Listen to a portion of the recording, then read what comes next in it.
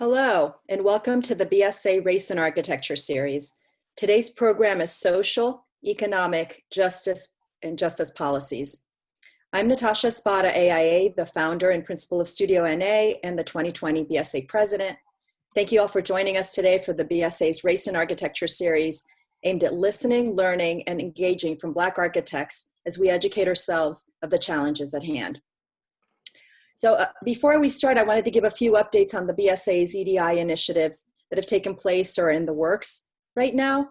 The BSA, AIA, and the foundation boards have voted on supporting the spirit of the 2018 BSA Task Force on Equity, Diversity, and Inclusion, and recommends the resumption of the task force to review, update, and strengthen the recommendations to advance the organization's commitment to anti-racism, and also advancing equity, diversity, and inclusion within the BSA, the architecture, and related professions, and in the communities we serve. So that was part of the board meeting. Greg and I sent out a letter this month also to the membership on the Race and Architecture series. We also have the EDI Network, who is hosting the program series on the Equitable Guides for Practice. BOSNOMA is very active and will have programming for ABX. We're working to support and give visibility to this growing knowledge community. We are also coordinating and collaborating with AIA National on some EDI initiatives. The FAIA group is also creating scholarships for BIPOC students and architects. The EDI BSA board and staff are training through the YWCA on EDI and will continue through the fall. And the EDI task force is revising the matrix of action items this fall. So to hear about all of this information and any new initiatives, the EDI webpage continues to be updated with additional information on MBE, WBE firms, articles, and the latest information on all of the knowledge communities and the work of the task force. So before we begin, a little bit of housekeeping and some general updates. The BSA programs, please visit architects.org for information. The Equity in Architecture and EDI Network has a lot of programming going on. Please go on to the architects.org, onto the Equity in Architecture and EDI Network webpage for that information. And then today for Q&A, we have selected a number of questions that were submitted ahead of time. So thank you for sharing these. We also encourage you to ask the panelists questions by using the Q&A function. So we will use all other questions and comments to shape future BSA programs in this series. The session is being recorded and it will be posted on architects.org in a few days. And then on Tuesday, October 27th from 12 to 1:30 will be the Race and Architecture series, and the panel conversation will be on design education. So now I'm excited to introduce you to our co-host, Greg Minot, AIA, who is the managing principal of Dream Collaborative and is also the BSA 2020 Vice President, President-elect. Thank you, Natasha. And so to introduce our distinguished panelists for this afternoon's conversation.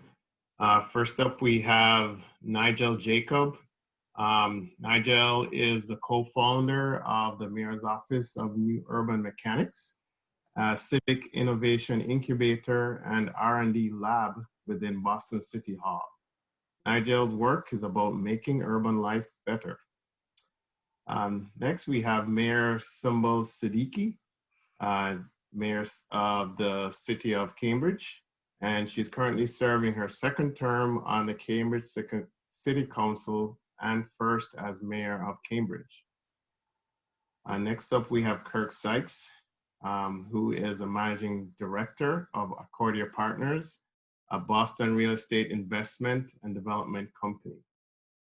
And your moderator for this afternoon's conversation will be Ted Landsmark. Ted is a distinguished professor and director of the Kitty and Michael Dukakis Center for Urban and Regional Policy in the School of Public Policy and Urban Affairs in the College of Social Sciences and Humanities at Northeastern University. So I thank everyone for their time this afternoon, and we're looking forward to an engaging discussion. I'll turn it over to Ted.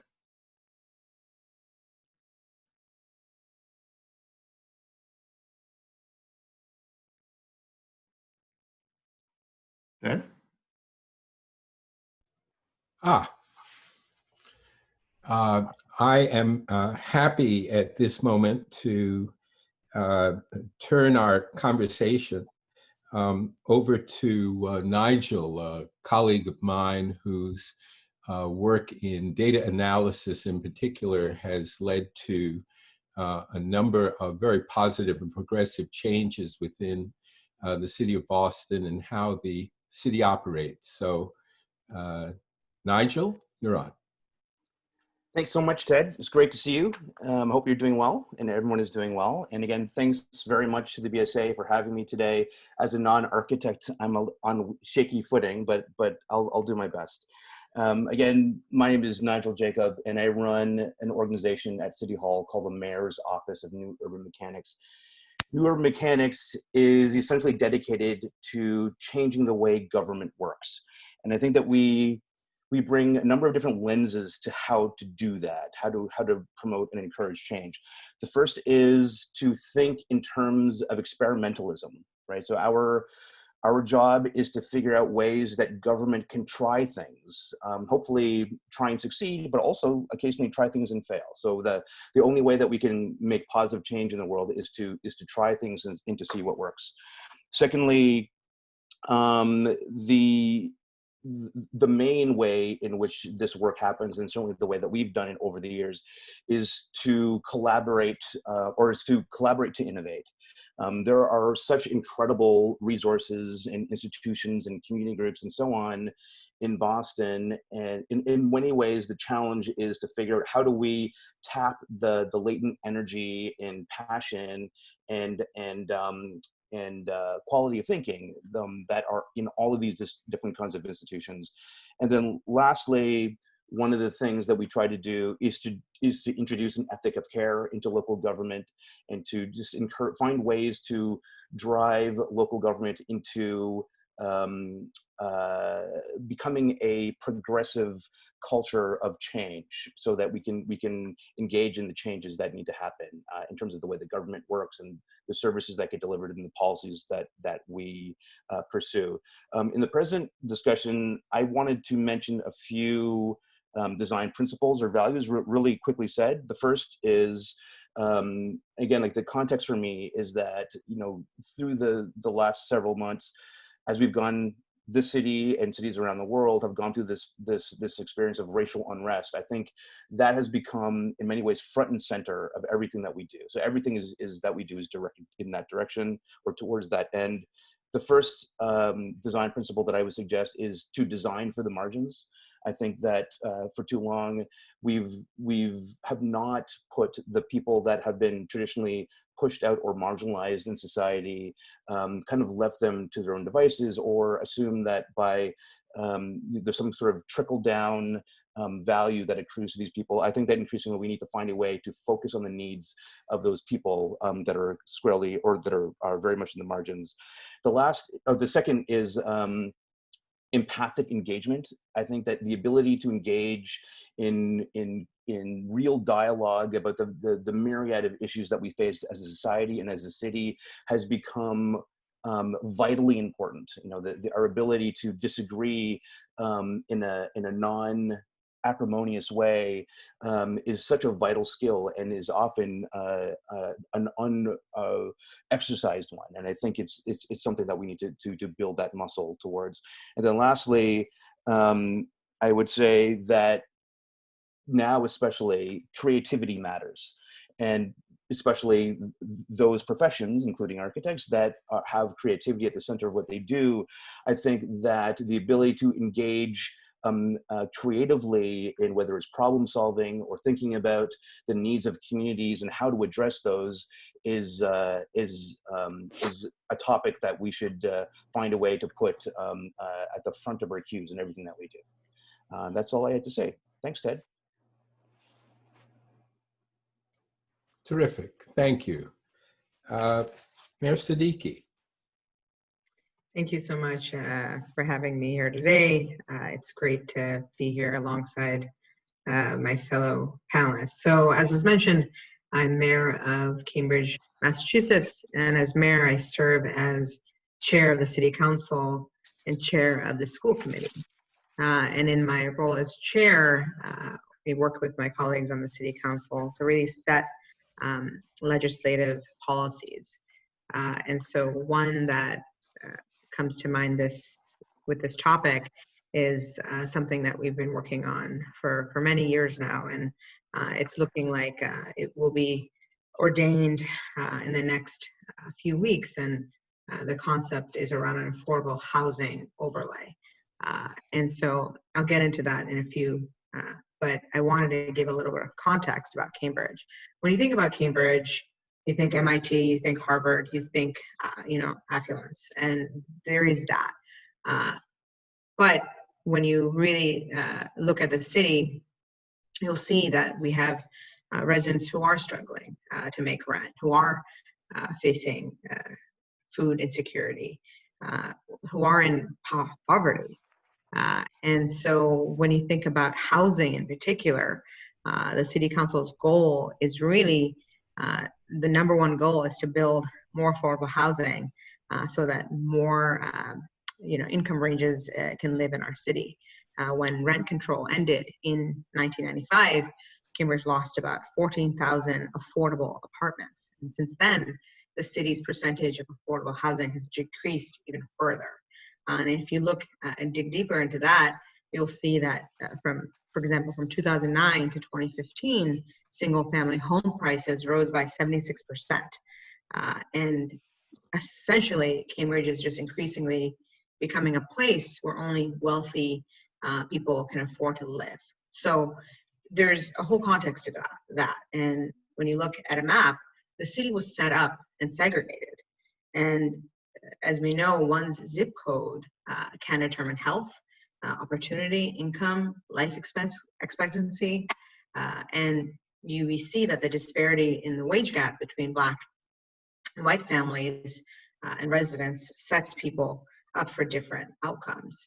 And Cambridge was also one of the 239 American cities that the Homeowners Loan Corporation surveyed in the 1930s to create residential security maps, indicating the level of security for real estate investments. So coded in green, blue, red, and yellow, the areas indicated whether they were considered desirable for lending purposes.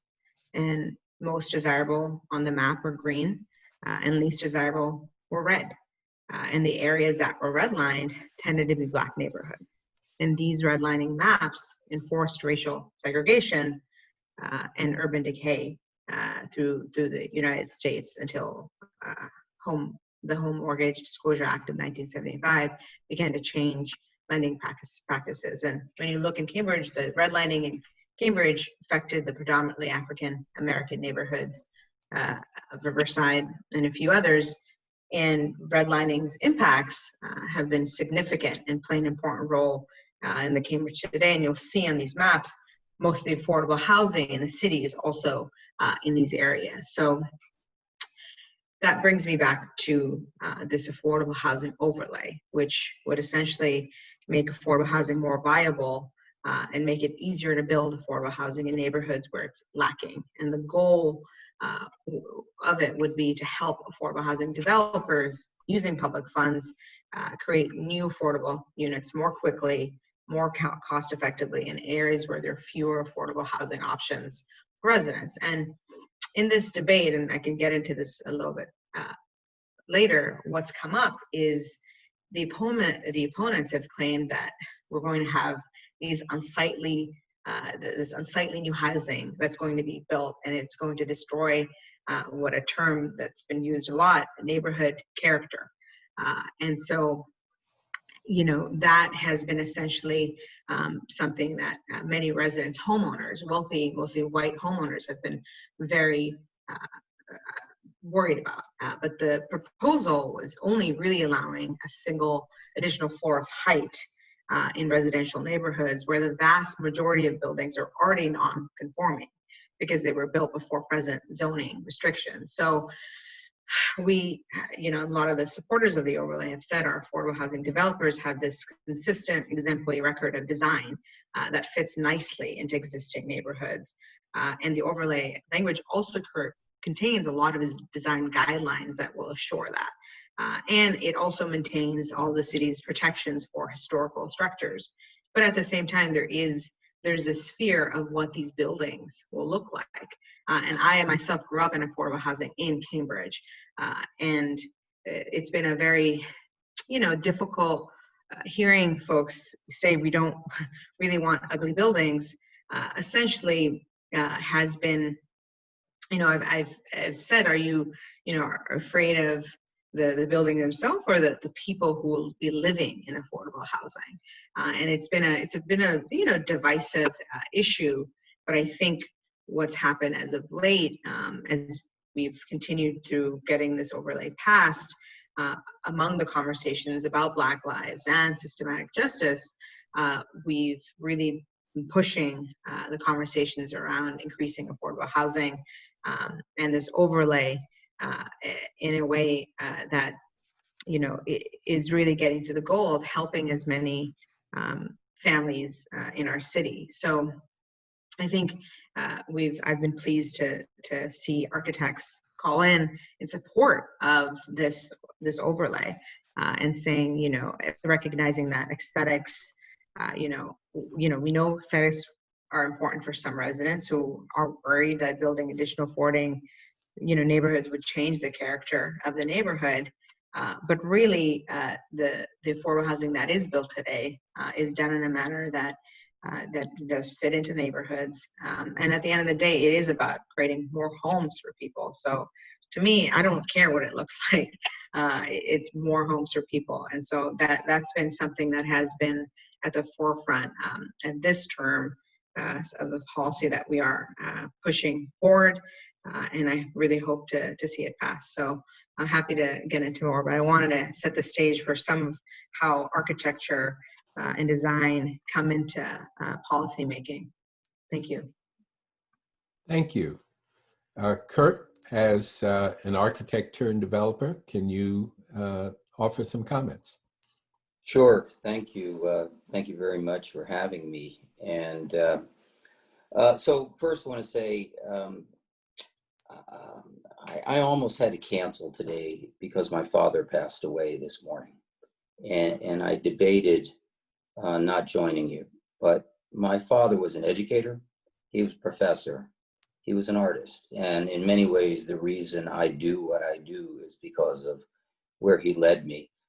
He also was committed to the African diaspora, having taught in Ghana and traveled the globe and been in every country and continent in the world. So the importance for my being here today is to share with you whatever I can to help all of us, and especially Black people, move forward. So just by way of context for my comments, my family can go back 4 generations in this country to a great-great-grandmother who was a wedding gift to Dr. Sykes and his wife. And through that wedding gift, empowerment of a great-grandfather born into slavery to his father was able to acquire real estate. And through real estate and commerce, he was able to build the education system for Alabama and have my great-grandfather testify to free the Scottsboro boys to have people of color be on juries in the South. That said, building community is a cornerstone of my existence, a cornerstone of my family, and architecture and development have been my tools. And at various times, architecture, development, and money management have been the preferred tool. I'm agnostic. I use what works best at the time it works best. And at this moment, it's development for me. But what I'd like to share in the context of having been an architect, still being allowed to feed the design side of my brain through my BCDC role for the last 20 years at the BPDA, and is really that concept of community building. And what is this moment we're in now, and how do we leverage that opportunity? So just to focus on the moment, the most diverse, the most feminine city council in the city of Boston, so important. so transformative and so important that designers and developers understand that if we don't enact transformation of communities, especially communities of color, people will have no choice but to resort to abstinence, to not allowing things to happen as opposed to trying to get ahead of things happening. So let's just talk a few minutes about how to get ahead, how to move things forward, how to avoid people having to take an intransigent stance because they can't enact change. So some great things have been starting to occur. The Massport model, which has a 25% of a selection criteria that helps on focusing on diversity and inclusion in design, development, and construction. Fantastic, a good start. The city and state jumping in and starting to bolt on to that model and trying to figure out how to enact it. But I'd like to talk about what we're doing with our projects voluntarily because change is important to Dick Galvin and I and my partner in Accordia. We're taking our projects, one which you'll read about tomorrow, which is the transformation of the Bayside Exposition Center, potentially the largest ever development by an African-American developer in this country. We're analyzing where there's alignment between the design, development, construction, and operation, execution of real estate projects, and then overlaying the universe of diverse design, development, and construction firms locally and nationally, and trying to figure out where we have a deficit, how we can build partnerships to fill that deficit, and how we can make the community and communities of color integral to moments of transformation that are leveraged off of public assets, like the one we're developing. So, in my opinion, this is the voluntary direction that we need to move to build community, to build inclusion, to leverage the opportunities that are present to us, and transform our city and our state. So I'm going to close just to say, everywhere I've gotten to in my career as a designer before I became a developer and a money manager was founded in partnership. What I didn't know, I partnered to get. When I built the 27th African-American owned hotel in America, I partnered to get skills I didn't know. When I helped build a convention center with Vinoli, I partnered with a Starchitect because I wasn't one. When I had the opportunity to be involved in the Big Dig as one of the 3 architects for a $20 billion project, I partnered with other people to get there. I think partnership is at the cornerstone of moving forward this discussion that we're having today. I think the partnership has to be one where we partner amongst ourselves to create access and skills, but I also think it's one where our development and capital source brethren need to seek us out, form partnerships if we feel that's necessary, and bring that to bear so that everyone gets to play in the world we're creating going forward. Otherwise, we won't progress. I'm going to stop there. Well, Kirk, we're terribly sorry to hear of your loss today. You are certainly carrying on your father's legacy in terms of community engagement and community building. So thank you for coming on today, and also thank you for the contributions that you and your family have made in terms of improving the quality of life in this part of the world and elsewhere. I am a professor at Northeastern, and I'm also a board member at the Boston Planning and Development Agency, where Kurt has served as a member of the Civic Design Board for a number of years, reviewing designs that come before the agency for development. And I would have to say that today's conversation is a particularly important one because it is too rare that policymakers and designers sit together to talk about what the future of our communities and cities should be. Designers have traditionally had a tendency to be rather isolated from the policymaking process. And policymakers have had a tendency not to seek out designers for their best ideas, but particularly as we approach a post-COVID period where municipalities and states will likely have less public money available through tax dollars for doing certain types of development, and where creativity and innovation are clearly going to be emphasized as new infrastructure initiatives are contemplated and initiated. And particularly in light of all of the work that Black Lives Matter has done over the past 8 months to a year, to shine a spotlight on more diverse designers and younger designers.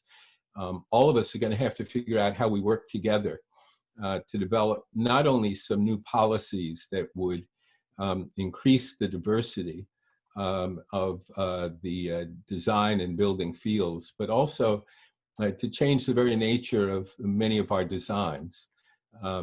It is clear in this post-COVID period that the way we think about health, the way we think about affordable housing, the way we think about the materials we use, the way we think about open spaces and the way we learn, the way we think about educational facilities, the way we think about our workplaces, have all been affected by what we now know about the transmission of diseases in crowded areas. The way we think about density is changing. The way we think about environmental factors of resilience and sustainability and energy use are all changing. So if there was ever a moment in American design history where policymakers and designers needed to enter into partnerships and collaborate with each other to do innovative things to improve the quality of life in our communities in ways that overcome many of the gross racial and economic disparities that have been highlighted over the past year, this is that moment. It is essential that the kind of work we've done up to now really be expanded. Within the BPDA, for example, we have increased the amount of affordable housing that's been built, but it hasn't nearly kept pace with the increase of the population that has moved into neighborhoods where we see gentrification taking place. And in the half dozen years I've been on the BPDA board, I have seen presentations from fewer than half dozen architects or developers of color within the private sector. So this is a moment for transformative change for all of us. And with that, I want to open up for questions and comments that may come in from the audience, and also for some dialogue that the panelists themselves may have as to what our next steps might be to increase the diversity of our professions, to be innovative in a time of what is likely to be more limited resources, and to find ways of working together to better highlight the work of more diverse designers and builders and planners. So with that, I want to turn it over to Natasha to begin to take a look at some of the key questions that have already been submitted to this panel and for our consideration.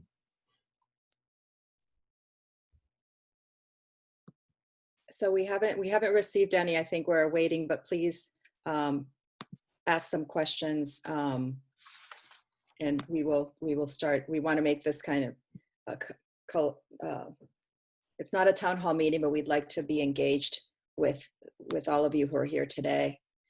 I think we had talked about, there was a discussion last week, Greg, when we were preparing for this, regarding some of the topics that we wanted to discuss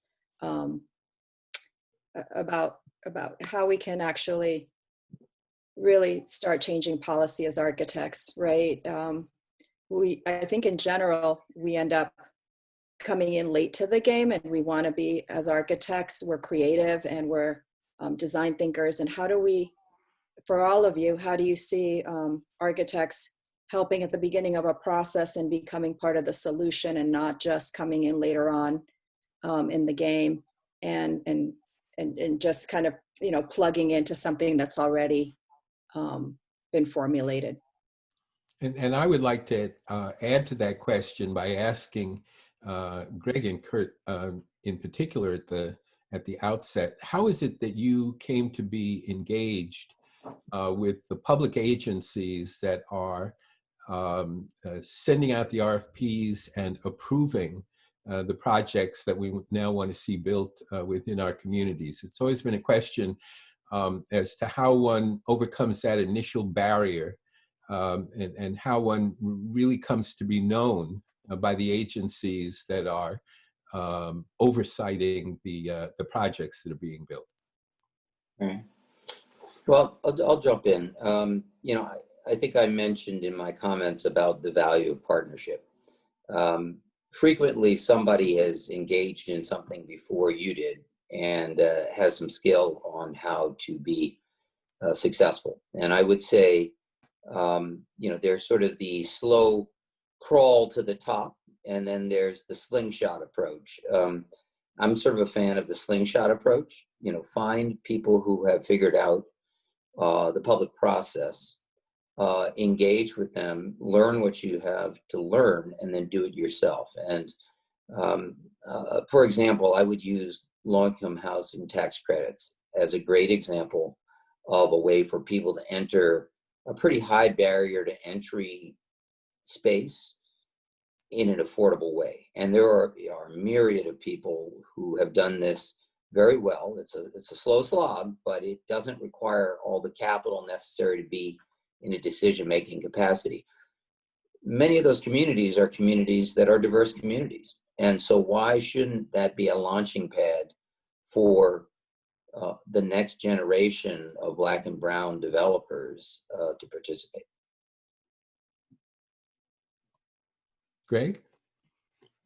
Yeah, yeah, I'll second what Kirk's saying about partnerships. They're very vital to our growth and as a firm, and being able to have access and experience to large-scale development projects that come across the BPD's purview, such as one we're working with Kirk on currently.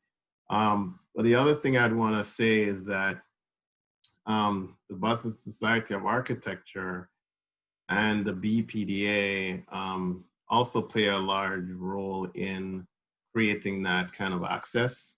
And as an example, how we were exposed to the process in the beginning was in 2008, when the AIA convention was in Boston.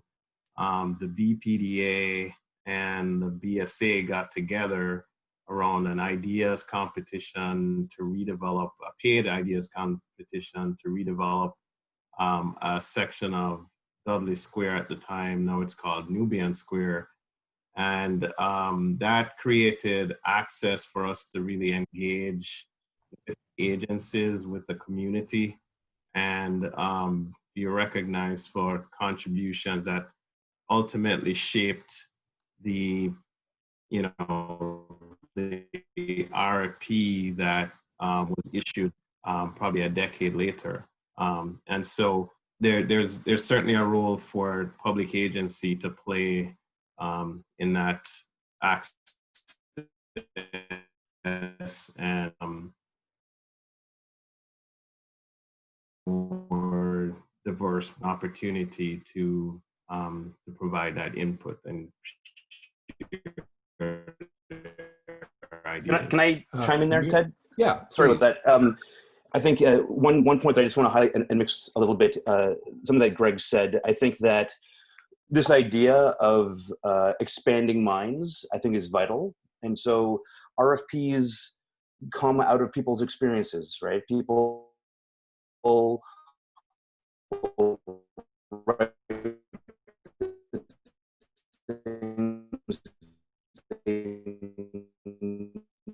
they it's because people are thinking in that way. And so I think that there is this huge opportunity to expand the thinking of the public sector, and to be more creative, and to inform the kinds of the dimensions that we're putting in front of us in which we have to make decisions.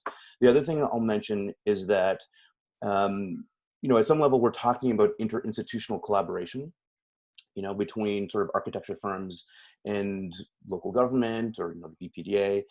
I think that's often it's doable, but it's hard.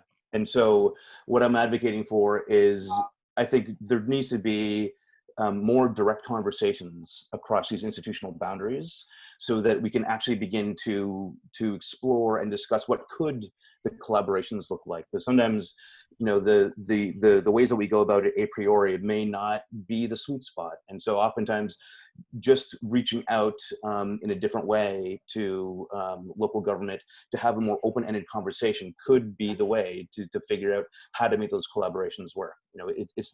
In some ways, it's the same kind of conversation that we often have with universities.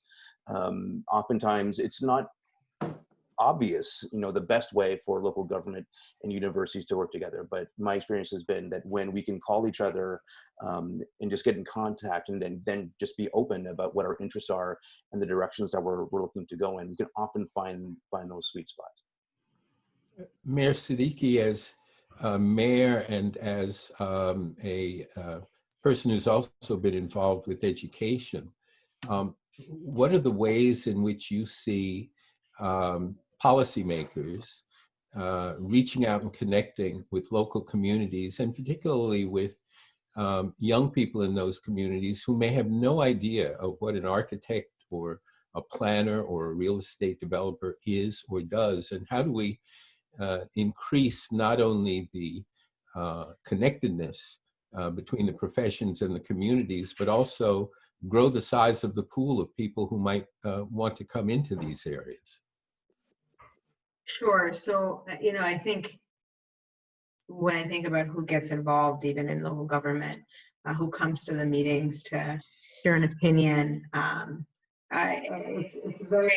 it's the same individuals who come all the time. And so it's really incumbent on us as policymakers to hear from those who are being directly affected by the policies. And especially when it comes to affordable housing, we've heard, from folks who, they are supportive of affordable housing, but they, are worried about it being in their neighborhoods. And so what we ended up doing with this process was really, just as last term, going out into neighborhoods and engaging with the public and explaining the importance of such a policy, and getting feedback and changing things as a result, and making sure we were hearing from individuals who,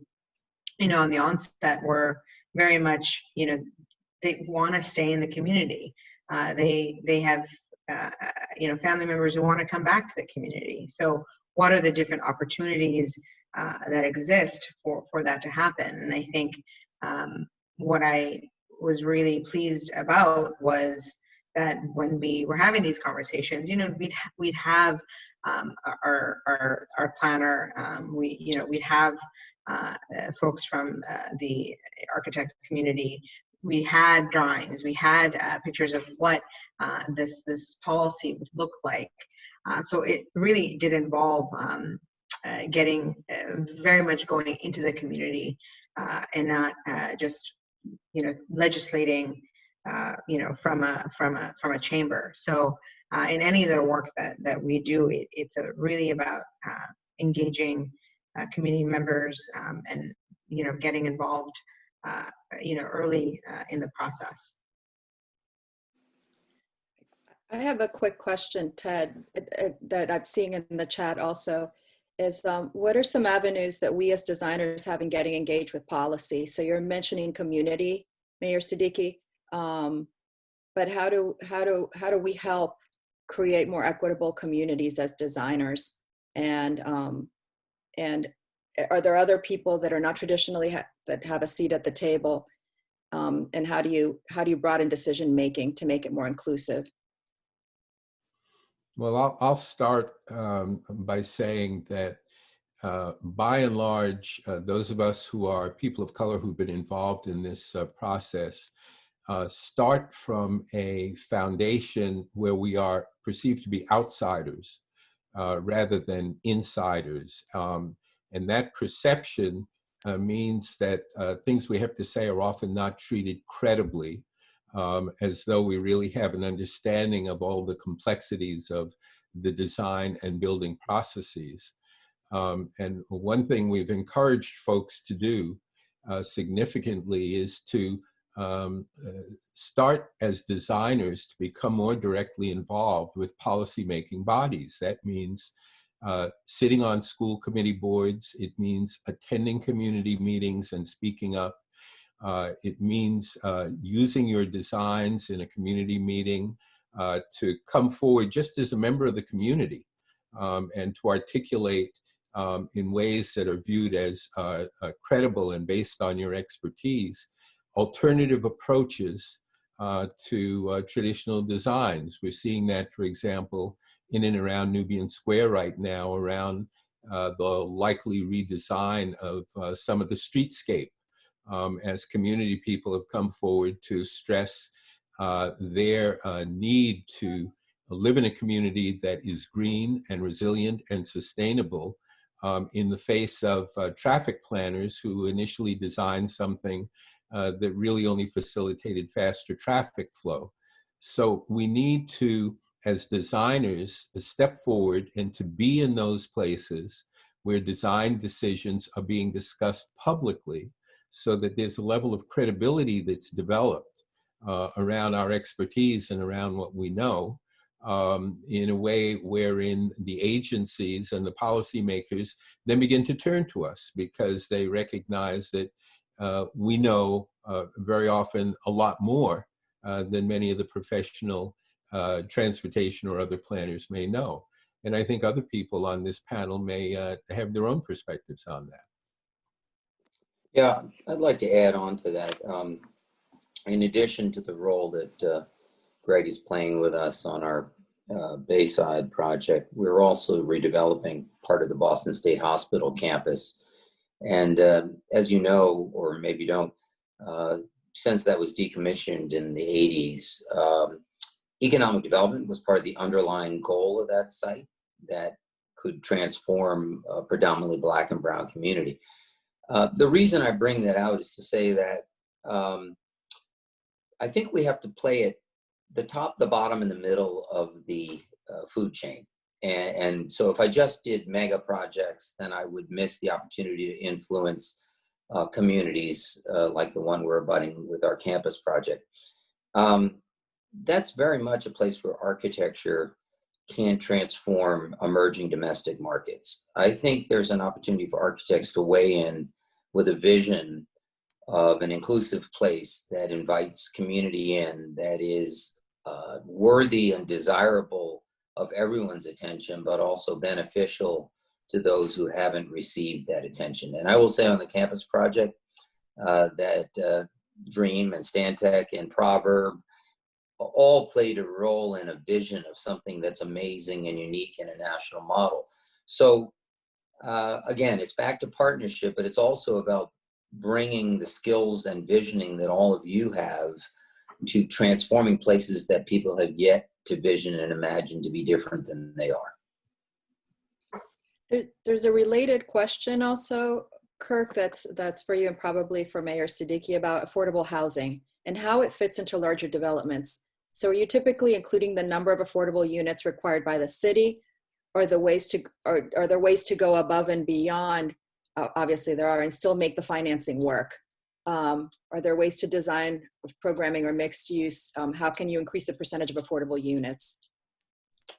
Should I or should Mayor Siddiqui do that one? Or both? I think both. You can go, Kirk. You want me to go ahead? Okay. Yeah. Well, we very much believe there's an on-site and off-site component to what we do when we do affordability. There's a level of affordability that is mandated under IDP, and there's a level that should be provided in every project. But frequently, the most transformative aspects are your off-site benefits, where there are missing teeth in neighborhoods, where there's neighborhood stabilization necessary, where there's opportunities to build wealth creation in a bricks and mortar manner rather than a steel and concrete manner. Frequently, you can achieve a deeper level of opportunity for inclusion. And so the simple answer is yes. We are very much in favor of a multi-pronged approach to dealing with affordability and housing, but also very cognizant that wealth creation in this country grew out of real estate. And the fact that when people are excluded from that wealth creation by being able to own homes, not only do the neighborhoods suffer due to the neighborhood stabilization that doesn't happen, but that wealth creation that transferred over the last few generations to non-diverse people doesn't occur for people of color. Mayor? So the city, Cambridge has an inclusionary housing program, and that started in 1998. And so what that does is it allows income eligible households to access affordable rental and homeownership units in privately owned residential buildings. And that's one way we've been in the city been able to have affordable rental and ownership housing. Over 1,000 units have been completed because of that. And we were at a 10% for many years, and then raised it to, developments of 10 or more are required to allocate 20% of residential floor area for tenants of low income and moderate home buyers and renters. So, I think it's a combination of really investing in the city, investing in some of these housing projects. Our recent housing project that was built, it was our first, I think, as a passive house. So a real focus on affordable housing, climate change. City invested, I think, over $25 million in doing that. So the city and the municipality at a local level has to also be really willing to invest to help affordable housing developers develop housing, because it is expensive and there's so many different subsidies required. And if you don't have the city being a partner in that, you're going to inherently have less affordable housing. So the council and myself, we've really pushed for just more of an increase in affordable housing, more than I think most cities can do. There have been a couple of discussions on gentrification here on the chat, and also about what is the most effective way to change zoning in Black and Brown communities to expand and enhance commercial and mixed-use development for residents that work and live in these communities without getting displaced. But also, how do you start changing zoning in white communities to expand and enhance for the Black and Brown communities? Well, I'll start by saying that Nigel may have some data from the urban mechanics that takes a look at some of the population changes in the city. But just in a very simplistic way, over the last half dozen years, the administration within Boston is proud of the fact that about 30,000 new units of housing have been built. And that's a pretty significant accomplishment, particularly in relation to what has happened in other American cities. But the population of the city in that time period has gone up by about 100,000. So clearly, we're not keeping up with the population growth. And when one looks at that population, a significant proportion of that can afford much higher rents than the people who have been living in those neighborhoods. So gentrification has taken place. And there's a very interesting study that came out a number of months ago that pointed out that the bulk of gentrification is not occurring all over America. It's occurring in a fairly limited number of cities, and particularly in cities with large campuses where large numbers of students are living off campus and then graduating and deciding that they like to live in those communities. So gentrification has had some of its greatest impacts adjacent to Northeastern and Boston College and even some of our community colleges. And that then puts pressure on the colleges to generate more dormitory space in order to pull more of those students out of the local housing markets and to keep them closer to campuses. The other question that comes up is around affordability, and the affordability standards are essentially set by the federal government and not locally. And I think everyone understands that in Boston, the national standards, as they've been applied to Boston, really are not affordable for the people who want to live in the city, already live in the city, and the people we would want to keep in the city. So affordability, as it currently stands, is not addressing the needs of those who are most in need of affordable housing. And that requires change at a national level as much as at a local level. And that just underlines the need for all of us to get out. And I say this because today is voting registration day, to get out and vote this year. Nigel, do you want to add, or Mayor Siddiqui, would you like to add something? So there is also this bill at the State House, the housing choice legislation, which it would make a substantial impact in communities working to encourage housing development and undo policies that prevent housing production and perpetuate segregation. So it would in effect lower the supermajority threshold required for zoning changes. And it would empower the simple majority of people in a community to vote yes for housing. And so that legislation would be really key to provide those tools to communities who are actively working to put affordable policies into place for particularly Black and Brown communities.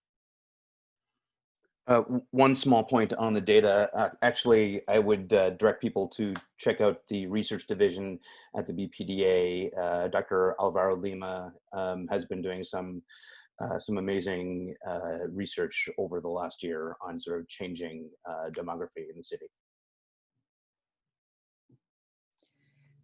I want to also add that in the Metro West area also, where you have communities that are not as diverse as Boston, I'm been asked to sit on, and we're starting in October on the Needham Unite Against Racism initiative, is how do we start changing zoning, and how do we start not only changing zoning, but also thinking about how do we promote diversity in leadership positions in our town.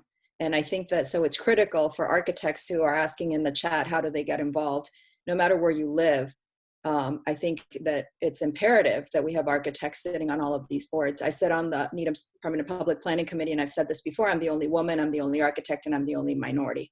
So I can't get off right now, I don't feel, unless I have someone who can replace all of those voices and those perspectives. And I think that as architects, we tend not to be as involved in policy as we should. We see it, I don't know if it's daunting for us because it's not necessarily what we're trained to do, but I think some of the best thinkers and some of the best ideas come from the architects that are sitting on these boards. And we can't have planning boards without urban planners and architects. We can't have, they can't all be attorneys. They can't. So we really need to be a part of the solution. So I guess I'd like to add that I don't always know that it's a legislative or zoning solution, as much as harnessing your ability to see emerging opportunities and then working together, as I mentioned before, in partnership to take your architectural skills to bear. So, briefly, I'll tell you a story that, in the late 90s, when we started the Crosstown development, a block on Mass Avenue in the South End, I saw the opportunity of a site that was just off the highway, leftover, underutilized baseball field, heliport, and abandoned building with one tenant. I invested a fair amount of sweat equity in cultivating what became a direct designation of that land. And then I went out and found a partner in Bank Boston Development Corporation to help me capitalize that visioning to take it to the next level of partnership. So that was a developer kind of seeing an opportunity, looking for the tools it took to build out that opportunity. And it was very much hatched by the visioning that I gained through my experience as a designer. So I just wanted to share that we should be looking for those as designers, and there are a lot of them. It's just you can't wait for it to happen and then want to legislate in change. You have to go out and find the opportunities for change and help bring it.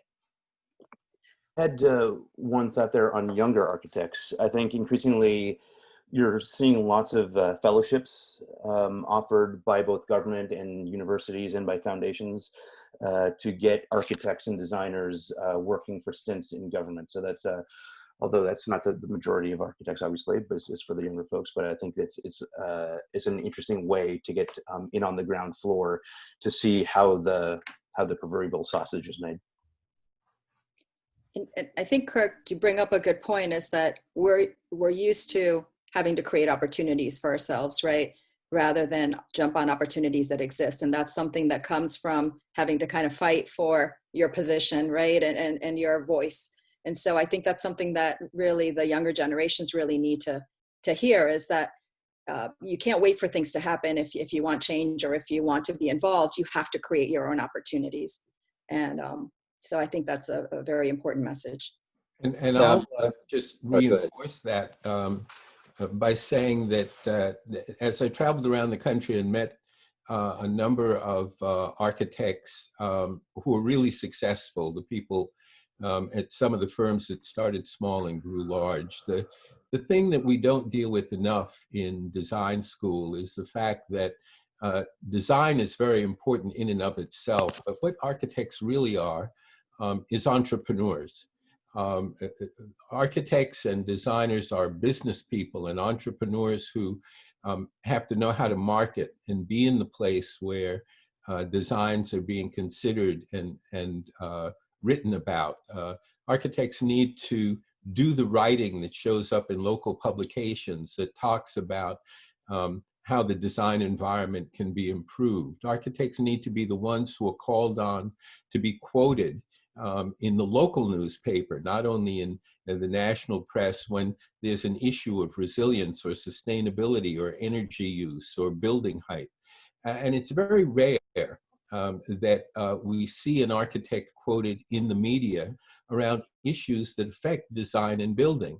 And that can only change when architects and designers themselves put themselves forward in those places, in the media, wherein people understand what the expertise is and how it can improve the quality of life in those communities. And in that regard as well, a question came in around what the value of diversity is in all of this. I think of two design experiences I've had that have involved younger people. One was as a juror at the Bauhaus, where there was a young woman who made sure that all of her drawings, all of her renderings, had a pregnant woman in the drawing.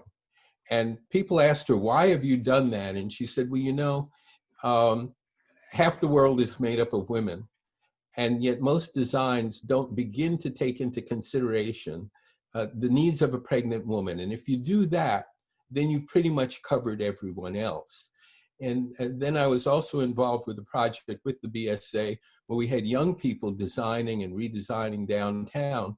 And the young people designed bathrooms, public bathrooms, into a number of places.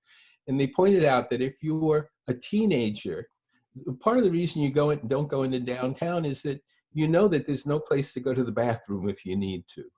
Those are diverse perspectives that by and large are not brought up and addressed in design schools. And that's why diversity of input and diversity of design sensibility is so important. Yeah, that goes to one of the questions that was asked about the demographics or urban metrics that are being considered when deciding future development or, kind of future projects. And I don't know if this is a BPDA question or if this is more for the developer side or the city side, but are there any policies or metrics that are being implemented right now, or that there have been success stories in other cities that have been implemented to start changing the dialogue about what these metrics, should be for inclusiveness? It's interesting. We can trace the inclusion challenges back to a number of court challenges that came out in the late 70s and 80s.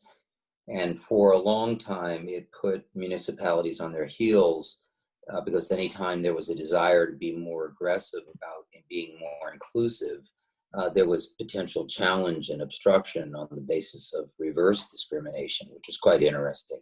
So, you have to kind of put this question in that context in terms of how do diverse businesses get involved? Can you legislate them to be involved? If you have a 72% diverse community like Dorchester, which we're building in, is it mandated or is it the will of the developer? For us, it makes sense. It's the alignment between the people who live around our project and the project itself that we should be figuring out how to be more inclusive. But we're not mandated to do that. There is no, to my knowledge, and please correct me on the legislative side, either from Cambridge or Boston. Let me take it back. There is a requirement on the labor side to be way more inclusive, and Mayor Walsh has been incredibly leaderly in that area. There is a desire on the subcontracting side, which is goals set forward, but not legislated. At least that's my knowledge, but feel free to correct me. Yeah, that's correct. And also, in terms of the changing demographics, for the last few decades, all of New England has experienced a decline in population, a significant decline in population. So much so that Massachusetts lost a congressional seat after the last census in 2010 because the population had gone down. But over the last 8 years, the populations have stabilized and in fact are increasing. And the bulk of that increase is coming from new arrivals, immigrants, diverse people from all over the world who look at housing and look at their communities in very different ways than many of the older residents did. They're looking for more communal space and spaces for raising families and the like. And that has design implications. And I'd also say that in the post-COVID era, the way we learn, the way we design learning spaces will change very significantly. The way we think about the health implications of design will change very significantly. And that has demographic implications, but it also has design and financing implications that designers and planners can help us begin to address. Nigel or Major Siddiqui, any thoughts? And the only thing I can think of right now, as far as just a requirement, as it relates to our construction contracts, which they're in excess of 50,000, we have to ensure that at least 10% of the contracts for subcontract business is awarded to minority-owned businesses. I think that can definitely go up. So we're constantly thinking about how to use that lens, but there's nothing codified in other areas to my recollection. DCAM just changed their, through a disparity study that they did, they just changed their MWBE participation on projects from 17.9 to 21.6% for design and 10.4 to 13% for construction. So I guess one of the questions here is, should public and private projects seek to exceed these new goals as policy, right? So how do we start creating policy so that it starts becoming more universal to start having higher targets? Any thoughts on that? Well, from a BPA perspective, I would say yes, absolutely. It has been a challenge to enforce the current standards, but that doesn't mean that we should stick with those or really tolerate infringements, really, of what those standards are. And those standards fall far below what the population demographics are. So it's not exactly as though we're saying that the standards ought to equal or even closely approximate what the population demographics are. And I think we have an obligation to involve the people who live in the communities in all of those projects. And that means exceeding the standards as they exist. So I'd like to throw out an idea because a lot of times we want to legislate things. While I would say that frequently capital flows are a much stronger persuasion of people to change. And as such, I'd like to point out a couple of things. One, it's generally recognized now, if you read McKinsey's study, that diverse teams get up to 30% better outcome than non-diverse teams. So that's sort of common sense, right? Now, on the other end, in the last 2 quarters, we've seen tremendous flows of capital into environmental, social, and governance investment vehicles. So basically, the world wants to invest its conscience. And this has been going on for quite a long time in Europe, and we're behind the curve, and we're catching up. So the gap between those two realities is execution. And much of what you're talking about now is the vehicles by which we actually become inclusive. We actually measure those metrics of inclusion. And more people are going to want to gravitate towards defensible investments that actually do document that they're doing what they say their purpose is. And we can be part of that solution. This group can be part of it. And it's sort of the missing link that is an opportunity set. You know, it's one I've been involved in for 15 years. And I would engage all of you to be involved in it as a way to be part of the capitalistic resolution that you want. Any other thoughts from Nigel? Sorry, I cut out there, so I missed the end of Kirk's point. It's all right. It was simple. Money wants change. It needs a vehicle to make change happen. How are the architects part of the change we want to see? Yeah, I mean, there have been some new instruments or structures that have been created, opportunity zones, for example, where some local folks have begun to make inroads in terms of doing development, but not as much as in other parts of the country. And so we have to ask ourselves, why aren't we taking advantage of some of these new investment structures, ways of tapping into socially conscious money that would increase investment in the greater Boston area in a way that would then lead to more affordable housing.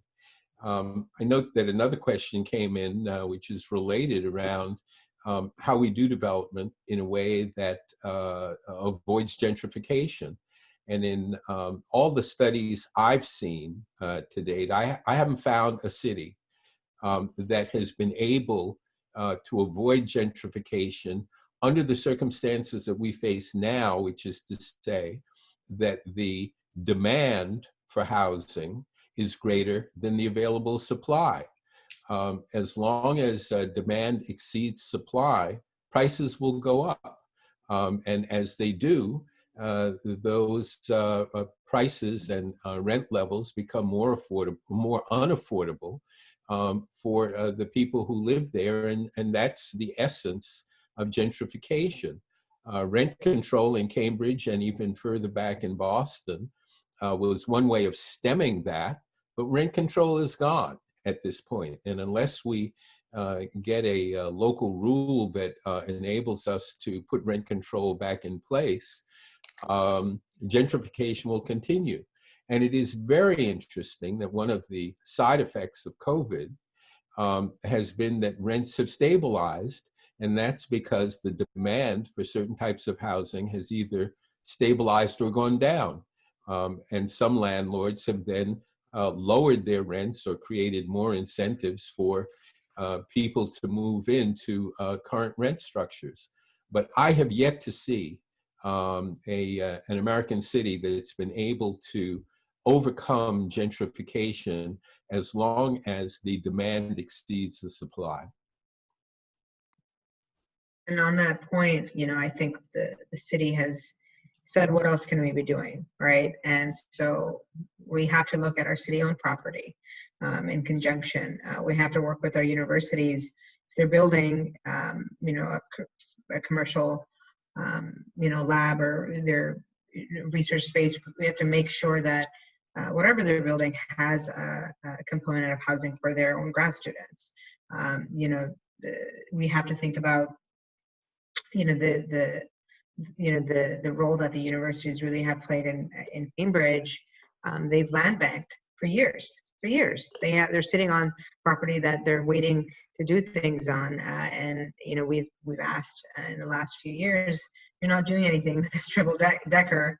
Can we have it, right? How do we utilize their land as well? So those are some of the things the city of Cambridge is doing in conjunction to helping affordable housing developers build more. Is what on the local level, what do we have more control or to help lessen the displacement? But as Ted just remarked, we've just seen our diversity numbers and who is coming into the city. It's been drastic. The city is changing immensely. I think it's a great point that, especially in a city like Boston and Cambridge, where there are so many institutions that have been around for so long, all the low-hanging fruit is gone. Everything that's left to be done to allow institutions to expand and grow and for us to remain a center for excellence involves an amazing design solution, an amazing economic development strategy, an amazing outreach effort. I mean, the days of going around the corner and build a dorm are over.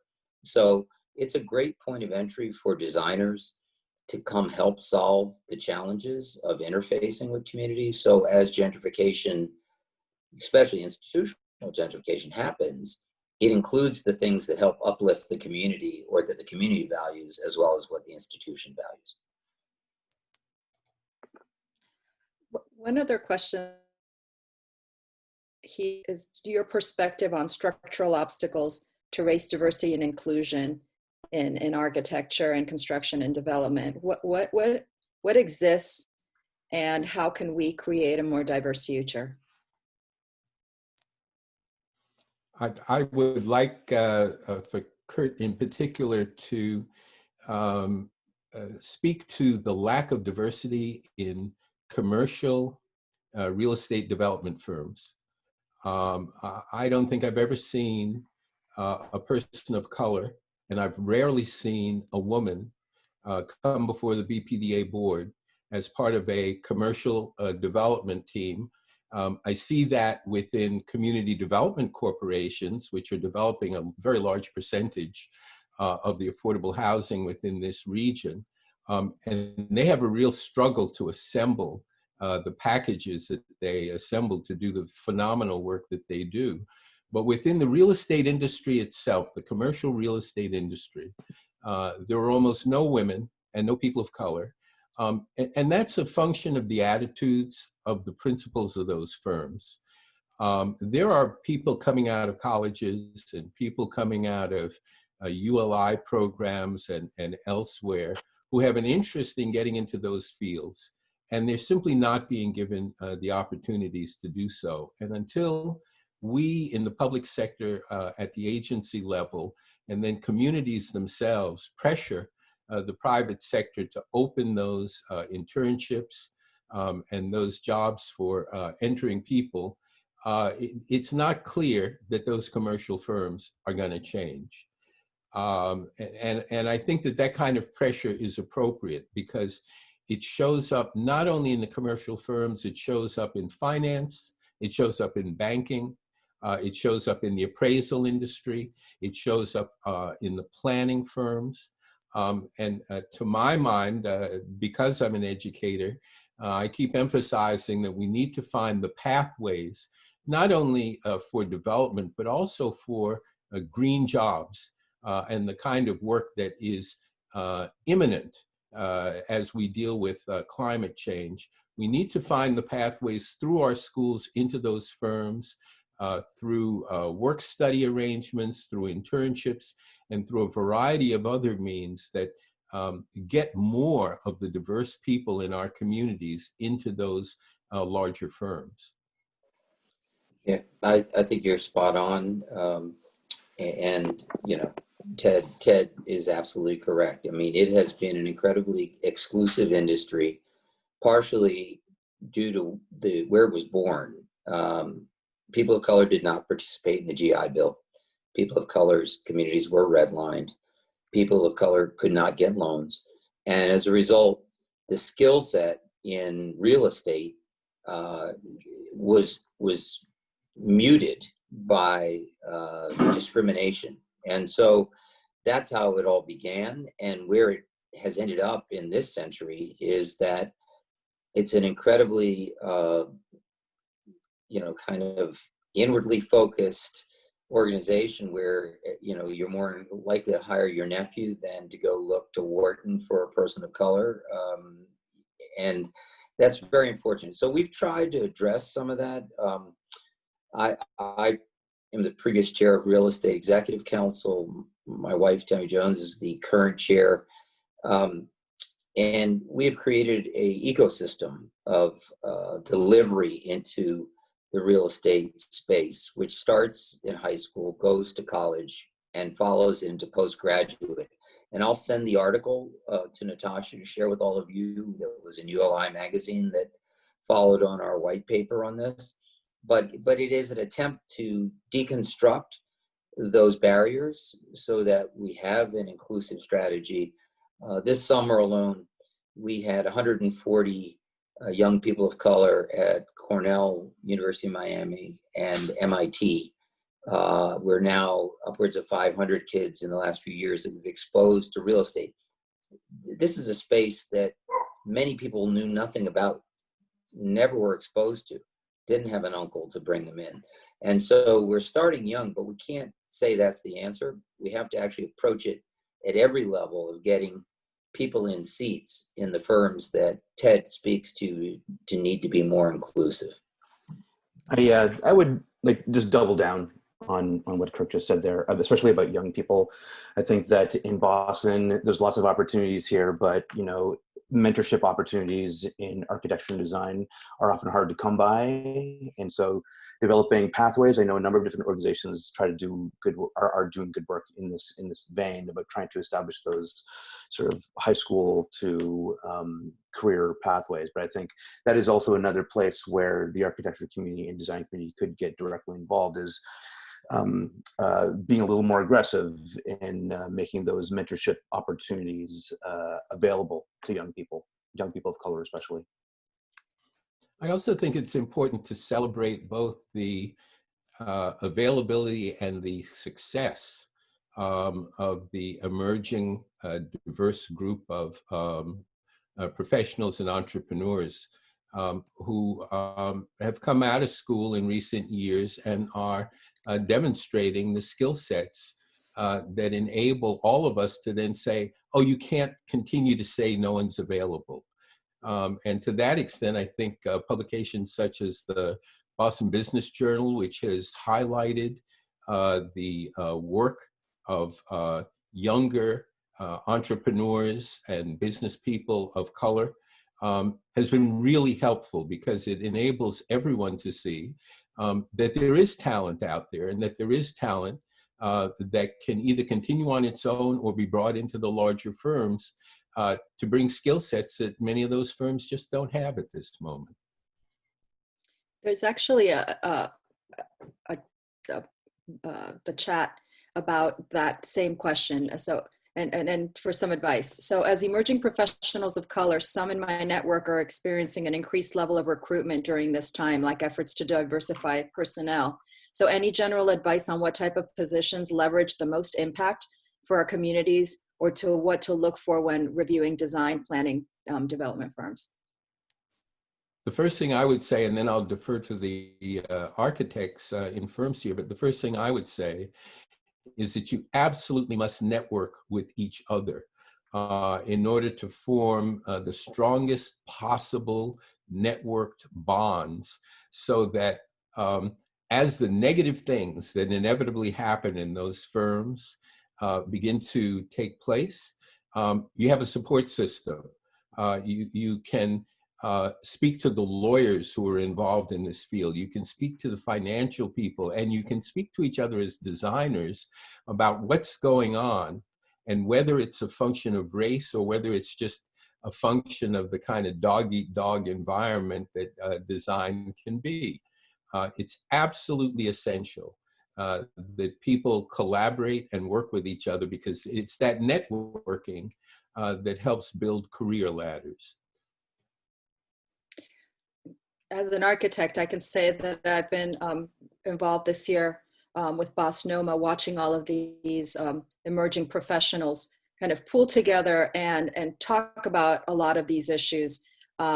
So I think it's also not only just having peers to discuss with as emerging professionals, but also finding mentors and sponsors who will can give you a different perspective on how you can best position and leverage your impact on your projects and in your firm.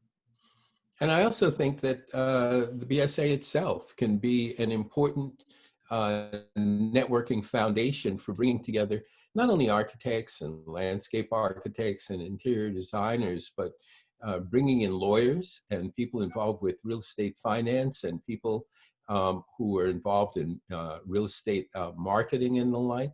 The BSA has the cachet and the reputation of being a very sound professional organization.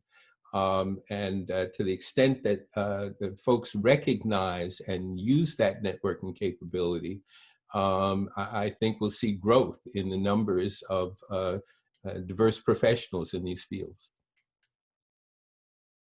Greg, do you have any other advice to impart?